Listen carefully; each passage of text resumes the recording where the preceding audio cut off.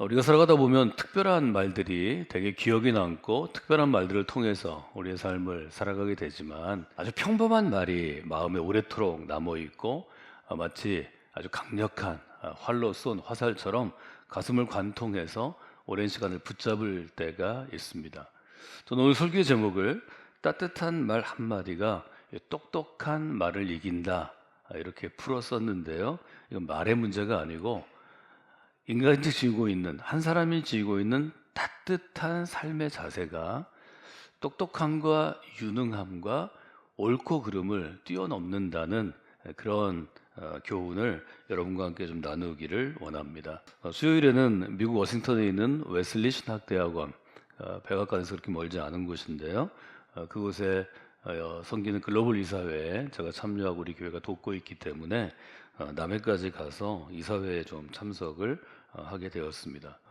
대화의 시작은 이제 웨슬리 신학대학원의 총장이 데이비 총장이란 분이 계신데 2002년에 총장에 취임해서 벌써 24년째 학교를 섬기는데 이번 미국 이사회에서 6월 30일 내년 6월 30일에 총장직을 이제 그만두기로 은퇴하기로 이제 본인이 요청을 하고 그렇게 결정이 되었다고 합니다. 그분이 그 학교 출신입니다. 웨슬리 신학대학원의 MDB 과정 목회자가 되는 미국 감리교회 목회자가 되는 MDB 학생일 때 그때 이제 이분 전임 총장님이 더글라스 루이스라는 미국 감리교회와 또 미국의 신학교에서 리더십 센터를 세워서 굉장히 잘 알려진 그런 인물에게 이제 발탁돼서 말하자면 그분의 제자죠.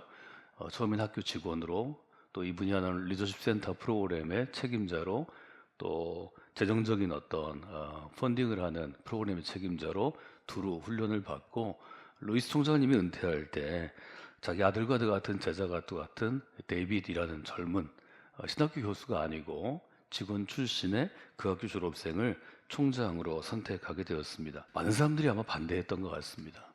아직 잘 검증되지 않고 인류 대학교에서 PhD라고 하는 교수가 될 수 있는 박사과정을 한 신학자도 아니고 학교 직원이었고 그 학교 졸업생에게 총장직을 맡겼는데 놀랍게도 루이스 총장보다 훨씬 더 넓은 포괄적인 리더십을 가지고 워싱턴에 있지만 웨슬리 신학대학원이 미국 감리교회와 또 미국 교회를 대표할 수 있는 좋은 목회자 양성기관으로 또 공공신학이라고 하는 지역사회와 또 함께하는 사회에 연계하는 새로운 신학으로 또 미래 비전으로 잘 섬겨서 이분을 이제 뒤를 이을 총장을 뽑는 총장 선출위원회가 구성되고 어떤 사람들이 후보에 있는지를 이제 오랫동안 함께 일한 신경림 부총장님과 함께 나누는 시간이 있었습니다. 우리의 삶에 이런 특별한 순간들이 있죠. 평생을 일했던 직장에서 그만두는 대개 60어간으로 우리가 은퇴를 경험합니다.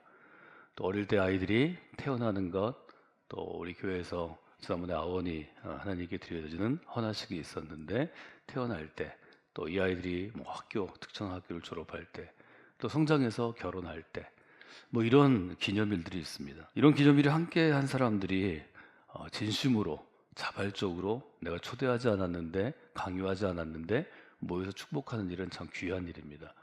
이 데이빗 총장님이 함께 일한 수백 명의 직원도 있고 또 이사들처럼 이렇게 동역하는 분들도 있고 또 선후배들이 있고 학생들이 있었는데요. 이분이 이제 은퇴를 결정한 다음에 9월 새학기를 시작하는 첫 번째 철풀에 많은 분들이 데이빗 총장에게 알리지 않고 참석해서 그의 은퇴를 좀 축하하는 그런 시간을 가졌다고 합니다. 근데 이분이 굉장히 체구가 제 2배 될 만큼 아주 키가 크고 거구이고 아주 이웃집 아저씨 같은 그런 인상인데 평소에 감정을 잘 절제하는 분이었는데 그때는 울컥하고 눈물을 흘렸다는 이야기를 이제 신경림 부총장에게 전해 듣게 되었습니다. 저는 그 이야기들을 나누면서 다니엘서 오늘 10장 저희가 오늘 묵상하는 순서인데요. 19절을 떠올렸습니다. 다니엘에게 하나님이 보내신 일종의 사자가 우리가 대부분 천사라고 표현 많이 하는데요. 하나님이 보낸 어떤 신령한 영적인 존재가 이렇게 얘기합니다. 큰 은총을 받은 사람이요. 두려워하지 말라, 평안하라, 강건하라, 강건하라. 여러분 호칭이 중요하지 않나요? 호칭이 참 중요합니다. 여러분을 누구라고 부르는가 하는 게 중요합니다. 한국은 여러분이 아시는 것처럼 전쟁을 겪었고 가난을 겪은 후진국에서 점점 발전해서 세계 10대 교역국까지 이르는 선진국으로 지난 60년간 숨가쁘게 달려왔습니다. 아마 많은 사람들이 좋아하는 게 그 사람은 똑똑한 사람이야. 그 사람은 유능한 사람이야. 그 사람은 성공한 사람이야. 아마 이런 인정을 받기를 좋아하는 것 같습니다. 저는 그리스도인은 한국 사회가 주는 그 칭호에 취해서는 안 된다고 생각합니다. 어떤 칭호를 받아야 될까요? 우리가 진짜 그리스도인이라면, 우리가 온전한 그리스도인이라면, 그리스도인 중에도 어른 그리스도인, 성숙한 그리스도인이라면 다니엘에게 주신 것처럼 그 사람은 하나님의 은총을 받은 사람이야. 그 사람은 하나님이 특별히 생각하는 사람이야. 그 사람은 하나님이 특별히 사랑하는 사람이야. 여러분, 이런 인정이 우리 교회 공동체 안에서 또 여러분 개인 자신에게, 나 자신에게 있는 그러한 인정이 되기를 원합니다. 큰 은총을 받았다는 것은 뭘 의미할까요? 어떤 뜻이 있을까요? 현대어로 지금 우리가 쓰는 말로 1991년 번역된 표준세 번역은 이렇게 번역합니다. 하나님이 사랑하는 사람아, 두려워하지 말라, 평안하라, 강건하고 강건하라. 큰 은총을 받은 사람과 하나님이 사랑하는 사람이 같이 쓰일 수 있다는 것을 우리가 볼 수 있습니다. 이것은 다니엘에게 주신 말씀이고 10장 앞에 9장 23절 너는 큰 은총을 입은 자라에 쓰여 있는데요. 이때 쓰여 있는 히브리어가 있습니다. 하무도트라는 히브리어인데 이 히브리어는 뭐냐면 기뻐하다라는 뜻의 단어 하마드에서 유래되었다고 생각합니다. 어떤 뜻을 갖게 되었냐면 언제 기뻐하나요? 우리가 언제 기쁨을 느끼나요? 하나님이 다니엘을 볼 때 다니엘을 매우 소중하게 생각할 때 그가 기쁨이 됩니다. 이것은 매우 소중한 존재라는 뜻으로 사용되게 됐고 우리가 소중하고 보물 같은 존귀한 것들은 다 아끼죠. 여러분이 다 아끼는 것들이 있을 것입니다. 남들이 볼 때는 평범한데 여러분들이 어떤 연필 하나를 아낄 수 있습니다. 예를 들어 저도 저희 아버님이 제게 주신 연필은 값어치로 보면 지금 누구도 가져가지 않겠지만 매우 소중하게 생각합니다. 구약 성경에서 이 단어는 창세기는 요셉이 입은 값비싼 채색 옷으로, 역대하에서는 하나님께 드려지는 값비싼 보물 혹은 예물로, 또 스가랴와 같은 곳에서는 매우 귀중하게 여겼던 금과 같은 보화로 그렇게 번역이 되어 있습니다. 다니엘은 하나님이 보시기에 보물 같은 존재였고 이스라엘 백성 중에서도 매우 아끼는 사람이었다는 것을 여기서 볼 수 있습니다. 여러분이 하나님에게 이런 인정을 받는 그런 분들이 되시길 원합니다. 성곽기 믿음의 공동체에서 여러분이 정말 소중한 존재가 되고 누구나 우리가 아끼는 그런 그리스도인이 되시기를 원합니다. 우리가 이렇게 생각하면 어떤 보물 같은 존재, 아끼는 사람, 하나님이 특별히 사랑하는 사람, 이런 사람이 되기 위해서는 뭘 잘해야 한다고 생각합니다. 열심히 예배에 참석한다든지 열심히 봉사한다든지 오늘 여성계가 반찬대회 하는데 열심히 나와서 일한다든지 아니면 목사님이 인정할 만큼 무엇을 좀 교회 안에서 드러낸다든지 이런 것들을 하고 싶어 하죠. 이 모든 것들을 우리는 유능함이라고 부릅니다. 능력이 있는 것입니다. 능력을 가지고 재능을 가지고 헌신하는 것입니다. 그리고 이 유능함의 끝은 인정받는 것이고 성취하는 것이고 성공이라는 자기 이해, 자기 자각입니다. 그러면 정말 그럴까요? 뭘 우리가 열심히 해야 하나님이 우리를 소중하게 생각하실까요? 우리가 뭘 많은 걸 해야 하나님이 우리를 아끼실까요? 성경은 아니라고 얘기합니다. 하나님께서 여러분을 선택하시고 이 자리에 부르는 그 순간, 아니 그 이전, 바울의 표현, 바울 서신의 표현을 하면 창세 전부터, 영원 전부터 하나님은 이미 여러분을 보물처럼 생각하십니다. 하나님이 이미 여러분을 먼저 사랑하십니다. 여러분이 잘할 때도 있고 못할 때도 있고 길을 떠날 때도 있고 안에 들어와 있을 때도 있지만 안에 있든 밖에 있든 하나님에게 여러분 매우 아끼는 사람이라는 것입니다. 다니엘서 9장 23절은 이렇게 되어 있습니다. 곧 내가 기도를 시작할 즈음에 명령이 내렸으므로 이제 내게 알리러 왔느니라. 너는 크게 은총을 입은 사람이라. 그런즉 너는 이 일을 생각하고 그 환상을 깨달을지니라. 여러분은 하나님이 크게 사랑하는 분들입니다. 하나님이 큰 은총을 이미 주신 분들입니다. 이것이 여러분에게 여러분의 인생을 이해하는 첫 번째 키워드가 되었으면 좋겠습니다. 이걸 받아들이는 분에게는 지금 다니엘서가 우리에게 약속한 것처럼 두려움이 사라질 것입니다.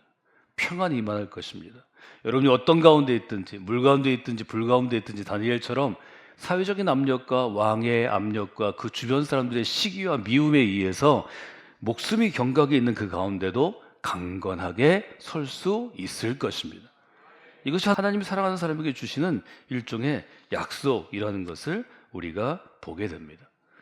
그날 저에게 있었던 일종의 대화 혹은 토론의 주제는 과연 루이스 총장의 뒤를 이어서 데이빗 총장이 이제 은퇴를 하고 나면 그 후임을 뽑을 때 어떤 기준으로 뽑을 것인가 하는 것이었습니다.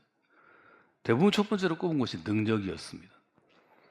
미국 워싱턴에 자리 잡고 있고 또 미국 감리교회 대표적인 신학 대학원이기 때문에 능력이 있어야 한다. 총장으로서 미래 비전을 만들고 또 교수들을 이끌고 주변 교회들과 중요한 목사님들과 협력을 강화하고 또 재정을 또 가져와야 되고 담당해야 되고 모금해야 되고 이 유능함이 있어야 된다.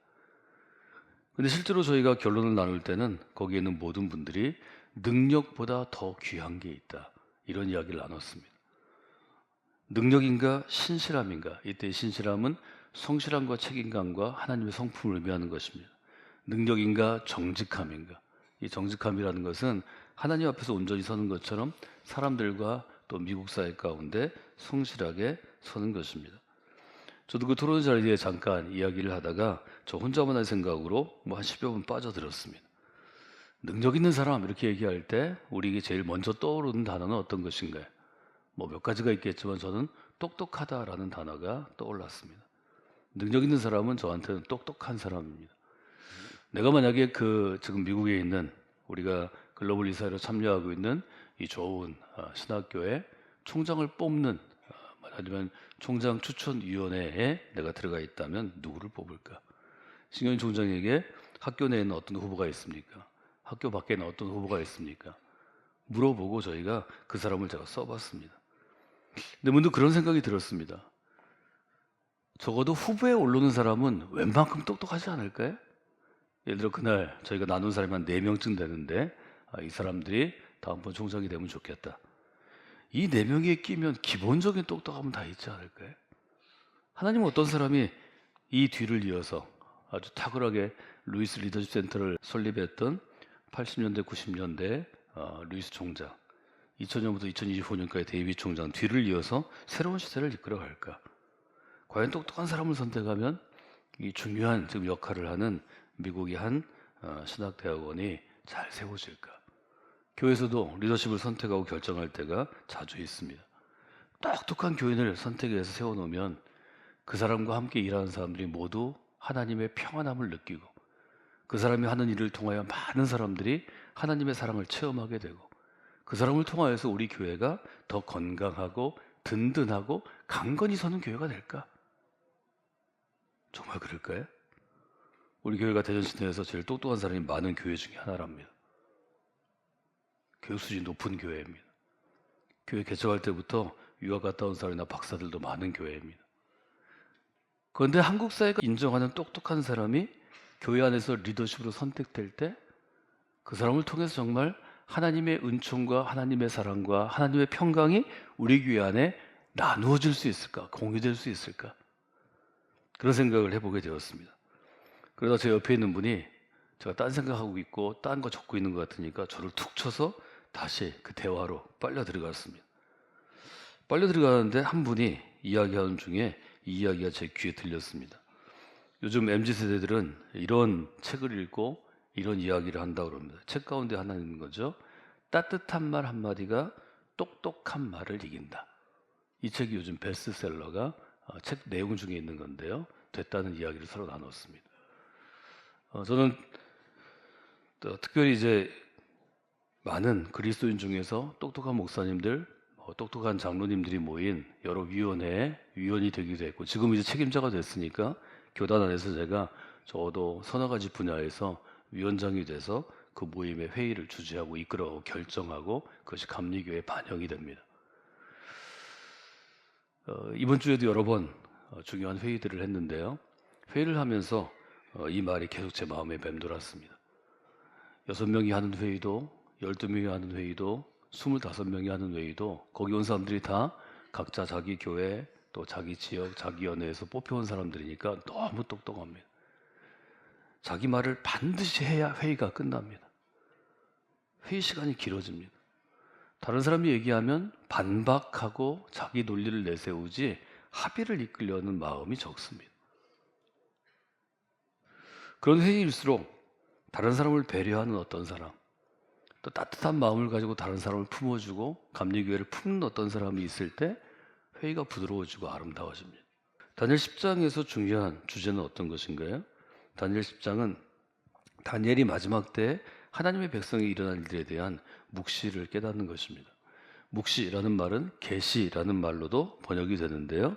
묵시는 제가 요한계시록 선서작에서 말씀드릴 때 한 것처럼 감추어져 있는 것을 환히 밖으로 드러내는 것입니다. 하나님께서 다니엘에게 보여주신 것은 앞으로 하나님의 백성에게 일어날 일에 대해서 미리 알려주시고 하나님이 감추어뒀던 것을 다니엘이 볼 수 있도록 열어주시는 것입니다.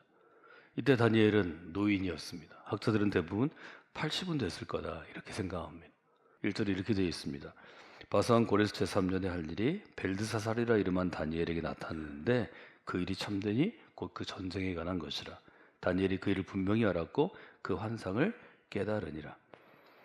나이 들었고 세상을 알고 이스라엘 사람들 더 깊이 사랑하고 따뜻한 마음을 가진 다니엘이라는 리더에게 이 전쟁에 대한 예언은 고통을 줬던 것 같습니다. 젊은 날에도 그가 그의 삶 가운데 두려움과 고통이 함께했지만 나이 든 다음에도 고통이 왔습니다. 특별히 이 시기는 여러분이 아는 에스라 느헤미야와 함께 포로로 있던 바벨론의 포로 생활을 끝내고 많은 사람들이 예루살렘으로 돌아간 귀환한 시기입니다. 마음이 굉장히 힘들었던 것 같습니다. 나이 들고 쇠약해지고 지치고 힘든 마음으로 다니엘은 하나님께 나아갑니다. 그래서 2절에 보면 다니엘이 새 이래 동안 슬퍼하며 새 이래가 차기까지 좋은 떡을 먹지 아니하고 고기와 포도주를 입에 대지 아니하고 기름을 바르지 않았다고 얘기합니다. 하나님께 매어 달리는 시간이었습니다. 하나님을 붙잡는 시간이었습니다. 하나님께 나아가는 시간이었습니다. 다니엘이 그렇게 했을 때 하나님께서 다니엘에게 또 다른 환상을 보게 하셨습니다. 5절 이후를 여러분 읽어보시면 되는데요. 5절 이후 눈을 들어 보는 즉 한 사람을 보게 됩니다. 이것은 다니엘에게 굉장히 특별한 경험이었습니다. 근데 다니엘이 이것들을 감당할 수 없어서 7절에 보면 이 환상을 나 다니엘이 홀로 보았고 나와 함께한 사람들은 이 환상을 보지 못해도 그들은 크게 떨며 도망하여 숨었다고 되어 있습니다. 9절에 보면 내가 그의 음성을 들었는데 그의 음성을 들을 때 내가 얼굴을 땅에 대고 깊이 잠듭니다. 다니엘이 이것들을 감당하기에 그의 육체적인 상황과 마음의 상황, 믿음의 상황이 좀 여렸던 것 같습니다.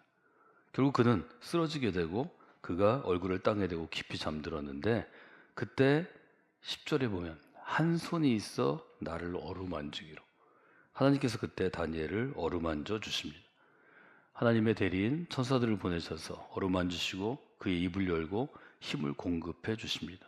16절에 보면 인자와 같은 이가 있어 내 입술을 만진지라. 그리고 오늘 우리가 함께 요절로 선택한 18절과 19절이 등장합니다. 사람의 모양 같은 것 하나가 나를 만지며 나를 강건하게 하여 이르되 큰 은총을 받은 사람이여 두려워하지 말라 평안하라 강건하라 강건하라. 다니엘에게 이 말씀을 하셨을 때 그에게 어떤 일이 일어났나요? 그가 이같이 내게 말하매 내가 곧 힘이 나서 이르되 내 주께서 나를 강건하게 하셨나오니 말씀하옵소서. 다니엘을 살려낸 것은 똑똑한 말이 아닙니다. 혹은 우리가 그리스도인들이 따지기 좋아하는 옳고 그름의 문제가 아닙니다. 하나님의 은총으로부터 주어지는 하나님의 사랑으로부터 주어지는 하나님의 따뜻한 심장으로부터 주어지는 따뜻한 말이 다니엘을 살려냅니다. 그리스도인들이 흔히 듣는 소리가 있습니다. 믿지 않는 사람이든 믿는 사람이든 저희가 직장 생활하고 사회생활하면 가끔 이런 얘기 듣습니다. 말로는 뭘 못해? 이것은 그리스도인들이 말은 잘하는데 말의 내용은 똑똑한데 실제로 뭔가 부족하다는 의미는 아닐까요? 말의 내용과 말의 태도가 다른 것입니다. 우리가 사용하는 언어에는 말의 내용이 있고 말의 태도가 있습니다. 말의 내용은 똑똑할 때 잔절단됩니다. 그러나 말의 내용은 일을 할 수 있기는 하지만 사람의 마음을 만지지는 못합니다. 사람의 마음을 만지는 것은 말의 태도입니다. 말의 태도, 따뜻함, 뭐 이런 단어는 말의 태도를 의미하는 거죠. 우리가 따뜻하게 말의 태도를 가지면 그 따뜻한 말 한마디가 사람의 마음을 만지는 것입니다. 저는 그래서 말의 내용이 사람을 만지는 것이 아니고 말의 태도가 사람을 움직인다, 이렇게 정의해 봤습니다. 지금 다니엘에게 하나님의 천사가 하신 말씀, 너는 하나님의 큰 은총을 받은 사람이야. 두려워하지 말아야 돼. 마음을 안정시키고 평화를 누려야 돼. 더 강건해야 돼. 여러분, 이런 말씀을 이번 10월에 우리가 특별하게 하나님께 집중하는 시간에 여러분 개인적으로 또 우리 교회 전체가 듣기를 원합니다. 똑똑한 사람들을 많이 만날 때 우리의 마음이 느껴지는 감정은 피곤함입니다. 내 주변에 있는 사람이 모두 똑똑하면 참 피곤합니다. 여러분, 똑똑함은 하나님께 나아가는 통로가 될 때 아름답게 쓰여집니다. 똑똑함이 나의 똑똑함을 드러내기 위해서 쓰여지면 많은 사람을 피곤하게 합니다. 많은 사람을 실족하게 합니다. 여러분의 똑똑함이 하나님께 쓰임받기 위해서는 깊은 믿음과 깊은 성숙함이 필요합니다. 저는 요즘에 그런 생각을 많이 합니다. 이 똑똑한 사람들이, 이 똑똑한 목사님들이, 똑똑한 장로님들이 보다 큰 교회, 한국감리교회, 보다 큰 교회, 한국교회 전체, 보다 큰 교회, 세계교회, 이것을 품고 깊이 생각하면 말의 내용이 아니라 그 말하는 태도와 태도에 담긴 말의 마음이 더 성숙하고 좀 더 깊어지지 않을까. 저는 성공기를 섬기는 여러분들이 크게는 우리가 속한 감리교회, 더 크게는 세계교회, 더 크게는 주님의 교회, 예수님이 세우신 이 세상의 모든 교회를 사랑하는 따뜻한 마음을 좀 품었으면 좋겠습니다. 그 교회를 형성하는 동료 그리스도인들이 정말 귀하고 복되다는 것도 여러분이 품었으면 좋겠습니다. 그래서 영성이 깊은 그리스도인, 믿음이 성숙한 그리스도인이 되는 그런 귀한 단계에 이르도록 여러분이 나아가시면 좋겠습니다. 지난주에 제가 일제강점기에 믿음으로 정말 치열하게 일본과 대립했던 안희숙이라는 한 여성 청년의 이야기를 해드렸습니다. 이분은 이제 사형수였다가 1945년 8월 해방을 맞이한 다음에 미국으로 건너가서 나중에 목사님과 결혼해서 사모가 되었는데요. 저는 그냥 안희숙 여사라고 얘기하겠습니다. 1939년에 일본에 가서 그가 공개적으로 일본의 정치인, 군인들을 만나서 신사참배 반대하는 것을 공개적으로 정하고 또 공개적으로 요청했기 때문에 그는 체포됩니다. 평양 홍수에 가서 그가 압송돼서 감옥 생활을 하는데요. 여기서 죽을 고비를 여러 번 넘깁니다. 아시는 것처럼 평양은 매우 추운 도시입니다. 또 1930년대, 40년대는 지금보다 훨씬 더 대한민국이 추운 때였습니다. 그곳에서 그가 굉장한 고생을 겪는데 감옥 생활을 하던 중에 죄수번호 92번을 단 그러한 여성, 만주의 여성이 있었습니다. 그녀는 극심한 가난 때문에 부모가 17살의 늙은 남자에게 팔려가서 시집을 가게 됐고요. 거기서 혹독한 어려움을 많이 당해서 남편을 죽인, 그리고 도망간 사형수였습니다. 사람들이 사람 취급을 안 하니까 형무소에 왔을 때 너무 심한 고문을 당했고 간수들이나 죄수들에게 취임을 당해서 그만 미치게 되었습니다. 사형당하기까지 그는 24시간 소리를 많이 질렀다고 합니다. 처음에는 이 청년 안희숙도 그 사람이 너무 싫었다고 합니다. 뭐 쉴 수도 없고 안희숙도 힘든데 잘 수가 없으니까요. 근데 계속 그 부르짖음을 듣다 보니까 살려달라는 소리도 들리기 시작했습니다. 간수에게 특별히 부탁을 해서 그 여인과 92번과 같은 방을 쓰게 해달라고 부탁합니다. 간수가 안희숙에게 미쳤냐고 물어봤답니다. 다른 죄수들도 미쳤냐고 물어봤는데 간수들은 좋은 구경거리가 될 것 같아서 안희숙을 그 방에 던져 넣어줬습니다. 92번 그 미친 여인은 아무 때나 안희숙에게 달려들어 사납게 행동했고 공격하고 굉장히 어려웠습니다. 안희숙이 순간순간 그 여인을 붙잡고 기도했고 평양의 혹독한 형무소의 추위 가운데 그의 발이 얼어서 동상에 걸리고 치료받기 어렵잖아요. 그러니까 그 얼음 발을 가슴에 품은 채 잠자고 잠이 깰 때까지 기도하고 먹을 것이 부족하니까 자기는 금식하고 금식 기도를 하고 귀한 양식을 그 여인에게 고스란히 주었습니다. 얼마 지나지 않아서 안희숙이 먹지 않아서 손이 부들부들 떨리고 기절한 때도 있었답니다. 놀랍게도 그렇게 시간이 좀 지난 다음에 하나님이 그의 정신을 회복시켜 주셨습니다. 미친 상태에서 깨어나게 됐습니다. 안희숙 여사가 그의 책에서 죽으면 죽으리다 해서 그때 심정을 이렇게 고백해서 남겼습니다. 주님의 사랑이 이렇게 큰 줄을 제가 미처 몰랐습니다. 쓰레기 더미에 내다버린 이 영혼이 하나님의 사랑으로 다시 살아나고 구원받게 됐습니다. 이 엄청난 사랑을 제가 체험하고 전하겠습니다. 주님을 따라 제가 어디든 가겠습니다. 안희숙도 사형수였습니다. 근데 이렇게 기도하기 결국 92번 여인은 사형을 받게 됐습니다. 사형장으로 끌려나가기 전에 그는 희망이 담긴 눈빛으로 안희숙에게 이렇게 얘기했다고 합니다. 언니, 하늘나라에서 다시 만나고 그때는 헤어지지 말고 같이 살자고 얘기했다고 합니다. 저는 그의 경험이 우리 모두에게 공유될 수 있는 경험이고 우리도 해야 하는 경험이라고 생각합니다. 아마 안희숙에게 그를 붙잡고 씨름했던 그 수주간의 그 평양형무소의 그 겨울이 그에게는 하나님이 그에게 베푼, 안희숙에게 베푼 큰 은총을 아주 따뜻한 마음으로 이 92번 만주 여성에게, 사형수에게 전해준 것 같습니다. 저는 이 일이 우리가 어려운 후진국에 살을 때도 또 지금처럼 선진국에 살을 때에도 우리 삶 가운데 또 우리 교회 가운데 다시 경험돼야 그래야 우리가 하나님의 마음을 좀 체험할 수 있다고 생각합니다. 하나님께서 이 한 주간 동안 여러분에게 그 경험을 여러분 주변에서 전 주시리라 그렇게 생각합니다. 여러분 하나님의 마음으로 주변 사람들을 보십시오. 누군가 지금 다니엘에게 하나님이 말씀하신 것처럼 너는 하나님의 사랑을 받는 존재야. 이 이야기를 여러분의 입술을 통하여 아니 여러분의 따뜻한 마음을 통하여 들어야 할 사람이 있을 것입니다. 여러분의 가족일 수도 있습니다. 여러분 직장, 여러분 미워하는 상사일 수도 있습니다. 여러분 괴롭히는 거래처일 수도 있습니다. 여러분의 정말 좀처럼 관계가 좋아지지 않는 이웃일 수도 있습니다. 그러나 하나님의 마음, 하나님의 명령으로 알고 여러분이 다니엘서 그대로 고백하신다면 당신은 하나님의 큰 은총을 입은 존재입니다. 이미 하나님이 사랑하십니다. 분명한 선언과 고백 가운데 하나님의 역사가 있습니다. 여러분 그 마음을 가지고 하나님께로 나아가시는 한 주간이 되시기를 원합니다.